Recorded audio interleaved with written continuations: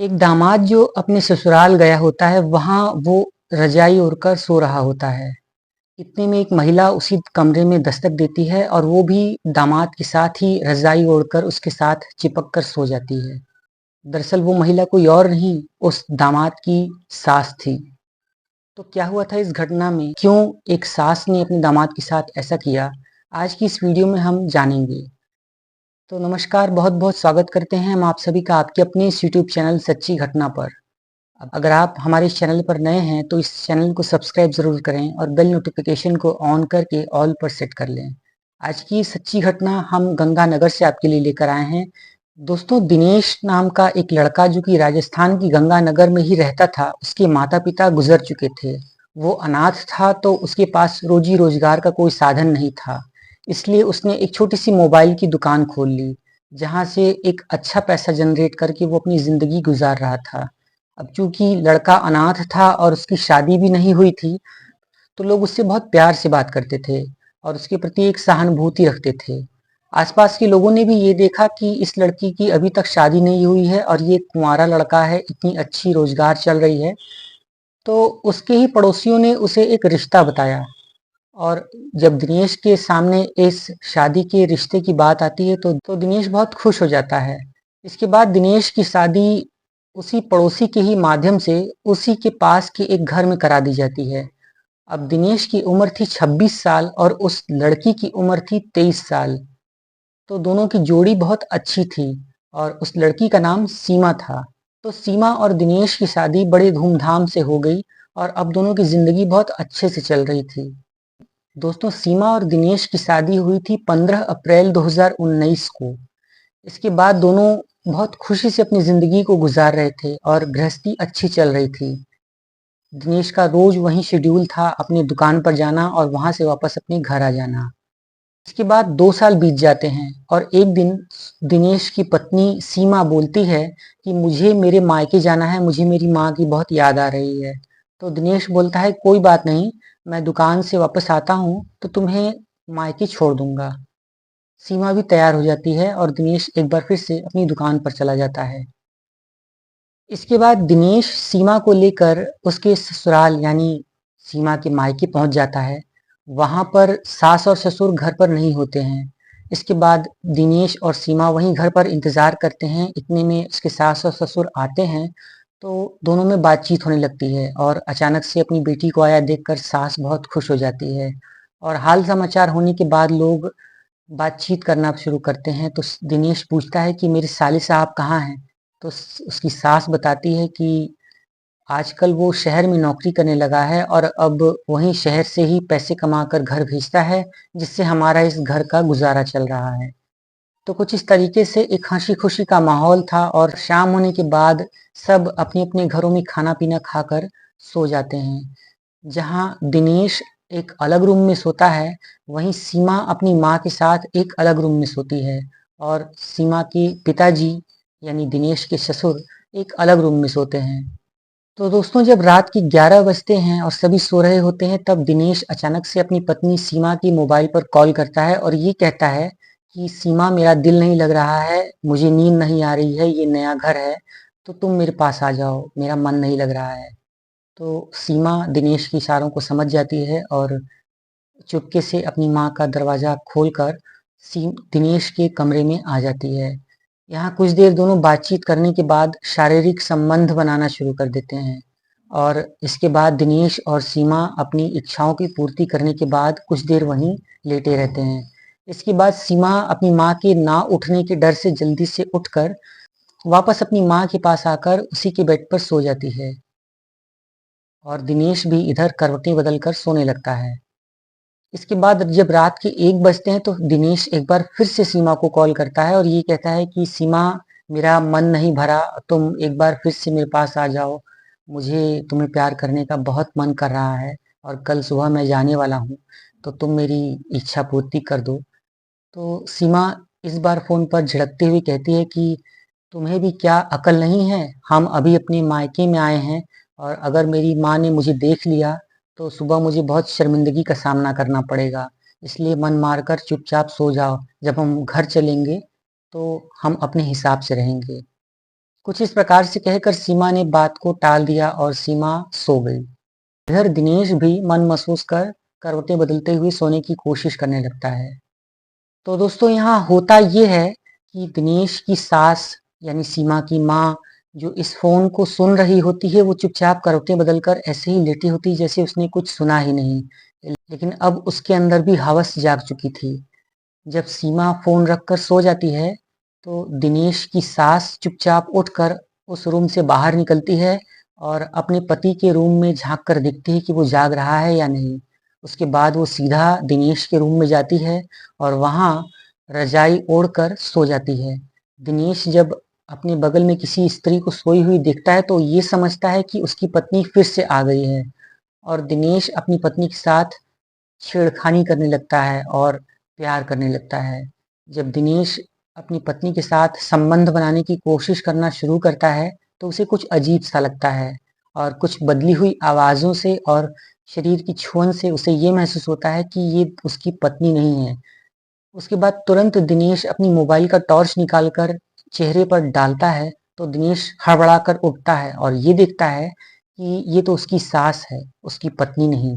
दिनेश तुरंत झटक कर बाहर निकलता है और ये कहता है कि ये आप क्या कर रही हैं और आप यहाँ पर कैसे?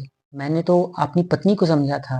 तो दिनेश की सास दिनेश को चुप कराते हुए बोलती है कि हाँ, मुझे मालूम है कि आप अपनी पत्नी को ही देख रहे थे, लेकिन दामाद जी मैं भी संतुष्ट नहीं हूँ और मेरी भी ज़िंदगी अच्छी नहीं चल रही है। आपके ससुर जी अब कुछ कर नहीं पाते हैं और अब मेरा भी मन आपको देखकर मचल चुका है। तो आप मेरी भी इच्छा को पूर्ति कर दीजिए और ये बात हम दोनों के बीच में एक राज रहेगी। इधर दिनेश भी अपनी काम वासना की आग में बहुत जल रहा था और अब उसे खुद से ही एक सास का खुला ऑफर मिल चुका था। तो दिनेश ने भी सारी मर्यादाओं को तार तार करते हुए अपनी ही सास के साथ रात के 1 बजे से लेकर सुबह के 4:30 बजे तक लगातार संबंध बनाए। और उसके बाद जब संबंध बनाते ही दोनों का मन भर गया तो सास चुपचाप उठकर वापस अपनी बेटी के पास अपने रूम में आकर सो जाती है, ऐसा जैसे कुछ हुआ ही नहीं। और दोस्तों जब सुबह होती है तो दिनेश अपनी पत्नी से मिलता है और ये कहता है कि चलो अब तुम्हारा अपनी माता पिता से मिलना भी हो गया और अब हम घर चलते हैं, हमारा भी घर बंद पड़ा है और अब मुझे दुकान भी खोलनी है। तो दिनेश की सास दिनेश से कहती है कि दामाद जी अभी तो आप आए हैं और अभी तो रुक जाइए, अभी 4-5 दिन कम से कम रुक कर ही जाना है।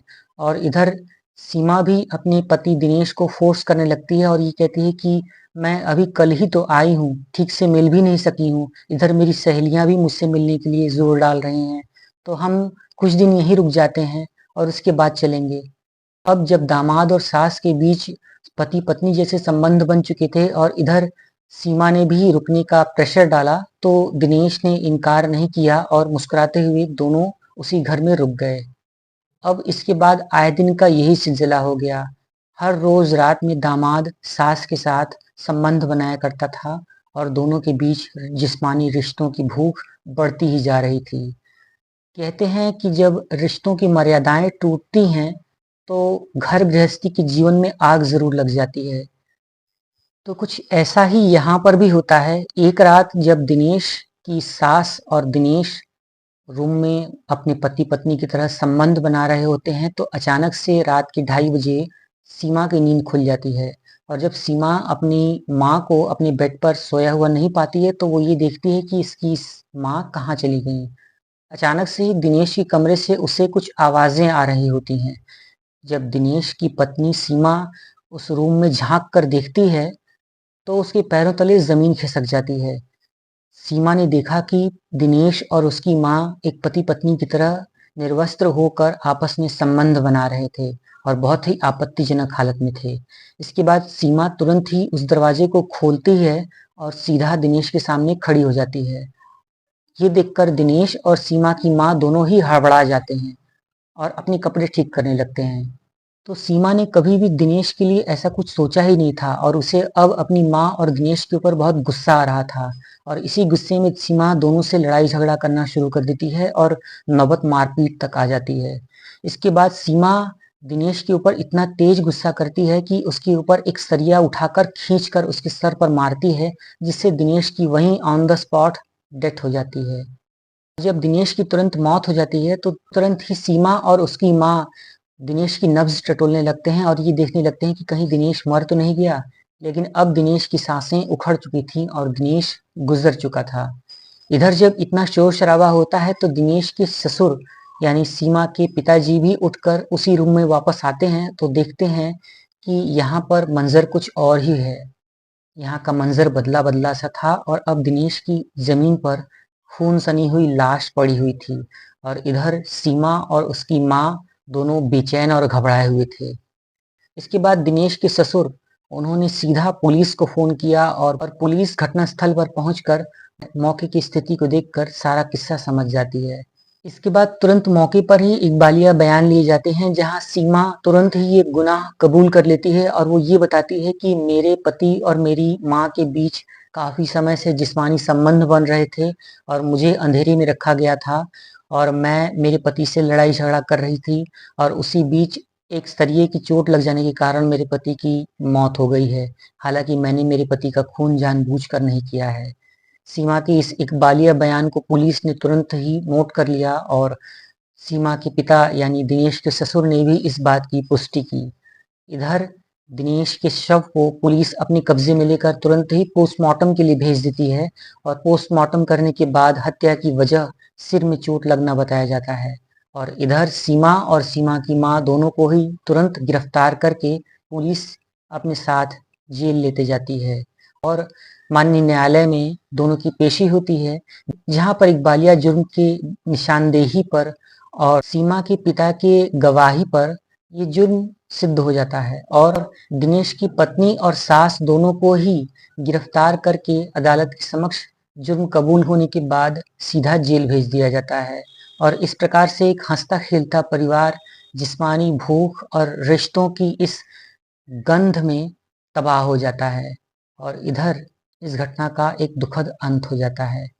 तो दोस्तों ये घटना थी राजस्थान के श्री गंगानगर से और ये एक सच्ची घटना थी और मेरा इस घटना को सुनाने का उद्देश्य किसी का दिल दुखाना या किसी का अपमान करना नहीं है, बल्कि मैं इस घटना के माध्यम से आप सभी के समक्ष रिश्तों के प्रति हो रहे इस तरीके के छल और समाज में बढ़ रहे इस अपराध को एक जागरूकता का कार्य कर रहा हूँ। अगर आप हमारी चैनल सच्ची घटना पर नए हैं और आपको ये वीडियो पसंद आई है तो इस वीडियो को लाइक कीजिए और आप जिस शहर से भी इस घटना को देख रहे हैं मुझे कमेंट बॉक्स में अपने नाम और अपने शहर के नाम के साथ ज़रूर बताइए। हम आपका नाम अगली वीडियो में ज़रूर लेंगे। एक नई सच्ची घटना के साथ फिर मुलाकात होती है। तब तक के लिए आप सभी अपना अपना ध्यान रखें और सुरक्षित रहें। जय हिंद।